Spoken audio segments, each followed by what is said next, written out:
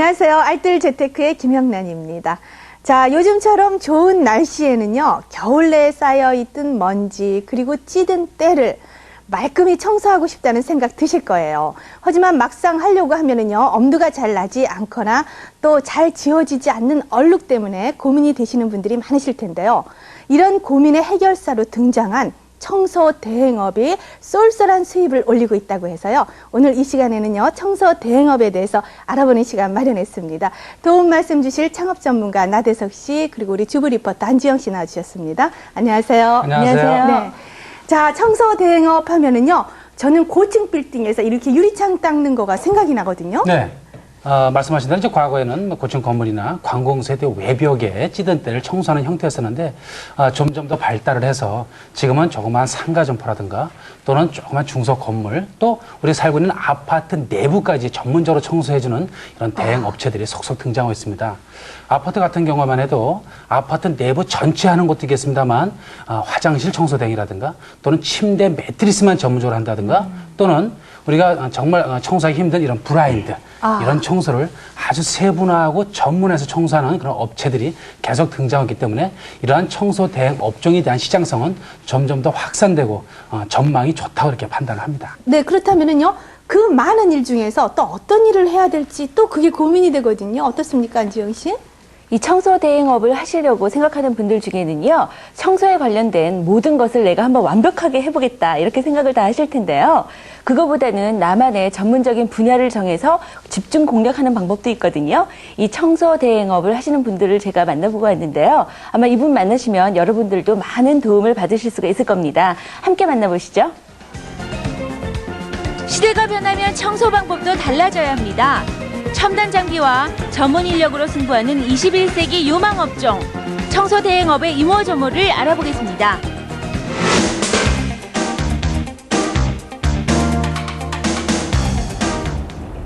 청소 대행업은 모두들 쉬는 공휴일에 일이 많다고 하는데요. 오늘 바쁘게 일터에 나선 사람, 얼마 전까지만 해도 평범한 회사원이었던 김정진 씨입니다.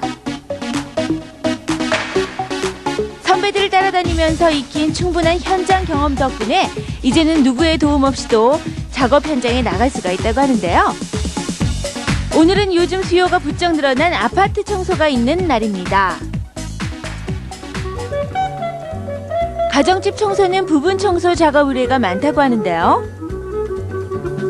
청소할 물건의 재질에 맞는 적절한 세제 사용법과 장비의 간단한 조작 방법을 익히기만 한다면 작업은 비교적 손쉽다고 합니다. 누구든지 일주일 정도면 무난히 배울 수가 있다고 해요. 청소 대행업체를 이용하는 대부분의 경우는요, 평소 때 하기 힘든 찌든 때 제거 작업이 많아서 꼼꼼하게 살펴가며 완벽한 일 처리를 해주는 것이 중요하다고 합니다. 일단 소비자들에게 인정만 받으면 정기적으로 꾸준히 일이 들어오게 되고요. 인건비와 세제비를 제외한 수입의 80%가 마진이라고 하네요. 어떠세요? 일하기 힘들진 않으세요? 예, 장비랑 같이 작업을 하고 있으니까 힘든 건 없습니다. 여자분들 요즘 많이 하시는데요, 뭐. 그래요? 그럼 요즘 고객분들은 보통 어떤 거 의뢰를 많이 하세요? 예, 침대나 카페트, 소파, 이 주부님들이 가정에서 하기 힘든 일을 많이 의뢰합니다. 특히 현대인의 필수품인 침대나 자동차 실내 청소는요, 얼룩과 냄새는 물론이고 세균과 진드기 제거를 위한 살균 소독 작업까지 보다 종합적인 서비스를 제공해서 고객 수요가 크게 늘었다고 합니다. 김성진 씨가 이 일을 하기 위해서 들인 창업 비용 알아보면요, 기본적인 청소 장비와 또 각종 세제비로 1,300만 원, 명함과 전단지 등 홍보비로 200만 원에서 총 1,500만 원이 들었다고 합니다. 처음에는 자본과 특별한 기술이 없어서 선택한 일이지만 이젠 땀 흘려 일하는 보람을 느끼신다고 하셨어요. 네, 침대며 자동차 정말 청결해야 하는 것들인데요. 사실 구입을 해서 버릴 때까지 시트를 가는 일 외에는 별로 달리 청소할 방법이 없었거든요. 그렇죠. 네, 정말 좋은 방법인 것 같아요. 이 사람들 눈에는 보이지 않지만 이물질이나 뭐 진드기 같은 거 특히 네. 많다고 하거든요. 하지만 정기적으로 이렇게 청소를 해주면은 건강에 아주 좋다고 합니다. 바로 요 점을 이 소비자들에게 인식만 시켜준다면 이 일 하는데 그렇게 어려움은 많지 않다고 해요. 네, 자 그렇다면은요 이 일을 알리는 홍보 작업이 상당히 우선돼야 될 것 같거든요. 네. 어떻습니까? 우리 동네에 있는 이제 생활정보지라든가 네. 또는 생활정보 잡지가 있거든요. 또 전화번호부도 있고 예. 이러한 곳에다가 좀 고정적으로 조그맣게 광고를 지속성 있게 하게 되면 좀 더 소비자들한테 연락이 많이 올 확률이 높지 않을까 이런 생각도 들고요. 네. 또 다른 방법은 협력업체를 모집하는 형태가 있어요. 아. 그 방법은 예. 우리 근처에 있는 부동산이라든가 또는 이삿짐 센터나 뭐 카센터, 뭐 인테리어 업체 많거든요. 그렇죠. 런 곳에다 내 전단지나 명함을 갖다 배포해 놓고 네. 소비자들 중에서 청소 대행을 희망하는 사람한테 연락이 오면 저한테 연락을 주세요. 그렇죠. 그럼 대신 사례도 조금 해드리고 네. 이런 형태로 하게 되면 충분히 안정된 매출이 올릴 수 있다고 판단하거든요. 하루에 한 2건 정도의 청소 대행을 했을 때 월 평균 200만 원 정도의 순이익은 충분히 올릴 수 있다고 생각을 합니다. 네, 알겠습니다. 자, 그런데요, 이런 가정집이나 자동차 청소 말고 건물 청소 같은 경우에는요, 운영면에서 좀 다를 것 같아요. 어떻습니까? 많이 다르죠. 네. 좀 더 조직적이고 프로다운 모습을 보여줘야지 이 고객에게서 계속 주문이 들어오거든요. 그래서 계속 일을 할 수 있는 건데요. 그러기 위해서는 혼자 하는 것보다 여러모로 더 신경을 쓰셔야 됩니다. 자, 어떻게 운영을 하고 있는지 직접 한번 만나보시죠. 이른 아침 청소 작업이 있는 현장을 찾았습니다. 모두가 경력 있는 청소 전문가로 구성된 팀들에게 주의사항을 잊지 않고 일일이 상기시키는 이분이 바로 오늘 청소팀장이자 사장인 김형성 씨입니다. 청소 장비의 문제점을 발견해 보다 사용하기 편리한 장비를 개발할 정도로 이 일에 대한 가능성과 열정을 지닌 분이기도 합니다. 작업은 아주 조직적으로 이루어지고 있었습니다. 각 팀별로 맡겨진 청소 장비에 따라 동시에 작업이 이루어지기 때문에 서로의 작업 속도가 잘 맞아야 한다고 하는데요. 이런 건물이나 또 대형 매장 청소의 경우 규모에 맞는 적절한 인원 배치와 또 시간 배분을 조절할 줄 아는 노하우가 있어야 한다고 하는군요. 이 소규모 매장하고는 틀리게 회사나 이런 대형 매장은 어려움이 더 클 것 같아요. 어떤 점이 가장 힘든가요? 이런 그 대형 매장 같은 경우에는 그 인력 관리가 가장 어렵습니다. 왜 그러냐 하면은 이런 일들이 항상 규칙적으로 있는 것이 아니고 있었다 없었다 하는 것이기 때문에 사람들이 바뀌다 보면은 전문성도 떨어지고 그렇게 해서 인력 관리가 가장 어려운데 저희 같은 경우는 기존에 활용했던 그런 인력들의 리스트를 작성을 해서 계속적으로 활용할 수 있게 그렇게 제도화하고 있습니다. 김형성 씨는 성실하고 꼼꼼한 성격의 사람이라면 이 일이 제격이라고 하시는데요. 청소 분야의 전문가로 인정받기 위해선 첨단 청소 장비뿐만이 아니라 양질의 서비스를 위한 직원 교육이 우선돼야 한다고 하셨어요.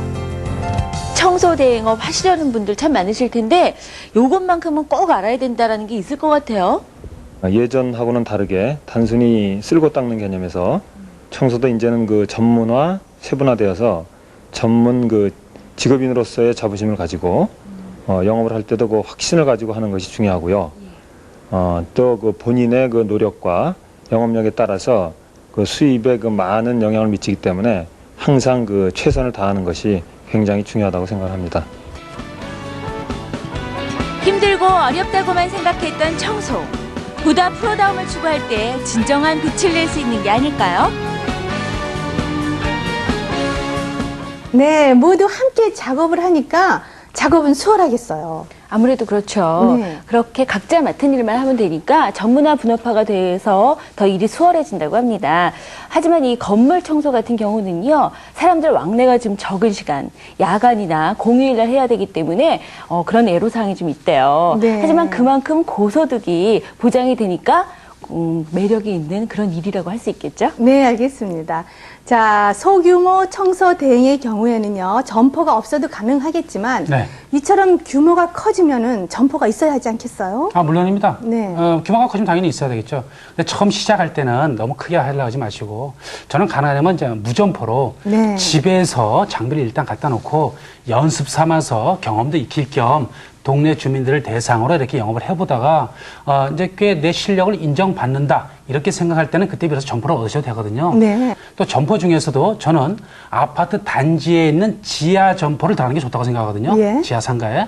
그러면 이 아파트 단지는 2,000세대 정도 되는 곳에서 한 5평 정도의 지하 점포를 얻으실 때 들어가는 비용이 보증금 300에 임대료 10만 원 정도밖에 안 들어갑니다. 네. 초기에 자본을 좀 적게 투자하시고 예. 경험도 많이 쌓으신 다음에 이제 손님을 상대로 영업을 해야 되는데 이때는 다음과 같은 3가지의 원칙을 꼭 인지하셔야 되는데 가능한 한 손님들한테 주문이 왔을 때는 신속하게 달려가서 청소를 해드려야 된다. 네. 그리고 기왕 청소를 해줄 때 좀 깔끔하고 정확하게 해드려야 된다. 그리고 기왕 해드린 김에 좀 저렴하게 해드리면은 고정 고객이 많이 생기지 않을까. 이러한 대고객 서비스 정신을 알고서 시작하시면 충분히 사업 성공 요인이 되지 않을까 이런 생각도 해봅니다. 네, 알겠습니다. 자, 오늘 두 분 좋은 말씀 감사합니다. 감사합니다. 예. 자, 이사철인 요즘이 청소 대행업의 성수기라고 하는데요. 고객의 요구에 맞는 전략 그리고 철저한 서비스 정신만 갖춘다면요. 청소 대행업 꽤 괜찮은 사업 아이템이 아닌가 생각해 봤습니다. 자, 알뜰 재테크에서 마치도록 하겠습니다. 안녕히 계세요.